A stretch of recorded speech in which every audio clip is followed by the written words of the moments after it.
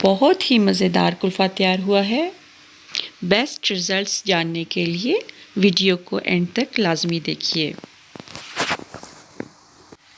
बिस्मिल्लाहिर्रहमानिर्रहीम। Last video में मैंने आपको ब्रेड की खीर बनानी सिखाई थी और अब मैंने ब्रेड की साइड्स को लेके उनको ग्राइंड कर लिया है। इस सूरत में आप भी इसको ग्राइंड कर लें। अब पतीले को चूल्हे पे चढ़ा के उसमें मैंने 1 किलो दूध डाला है।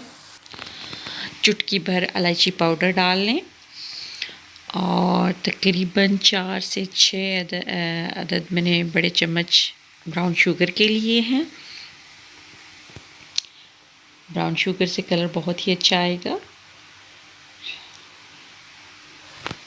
1/4 कप मैंने पिस्ता और बादाम क्रश करके रख लिया था, तो उबाल आने पर हम ये डाल देंगे और साथ में ग्राइंड किए हुए ब्रेड कॉर्नर्स हम थोड़े थोड़े करके इसमें डालते जाएंगे। याद रहे नाजरीन कि हम इसको 70% लिक्विड सूरत में ही उतार लेंगे, ज़्यादा ठोस शक्ल नहीं देनी है और उतार के हम इसको ठंडा होने के लिए रख देंगे।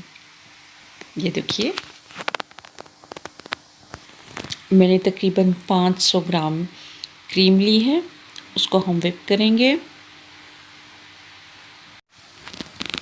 मीठा नहीं डालेंगे क्योंकि हमने मीठा डाल लिया है उधर मिक्सचर में।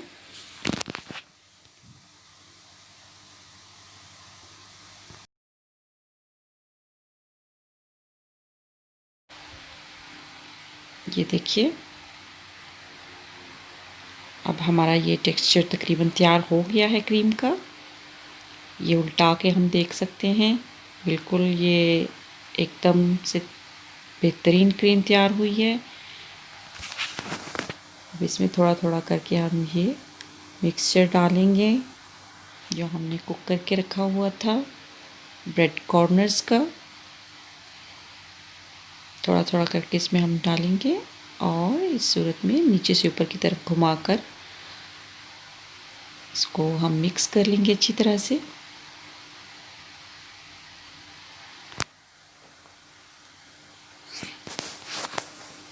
बहुत मज़े की आइसक्रीम तैयार होती है नाजरीन, आप भी तैयार कीजिए इस तरह और मुझे कमेंट्स में लाजमी बताइए कि कैसी तैयार हुई है।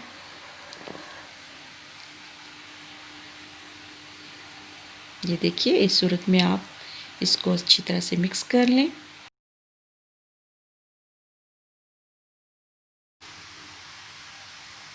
और अब ये बस तैयार हो चुकी है।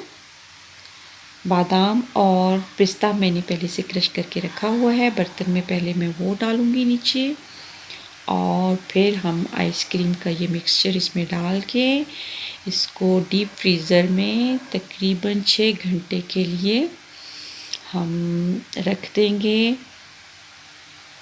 ताकि ये जम जाए अच्छी तरह से।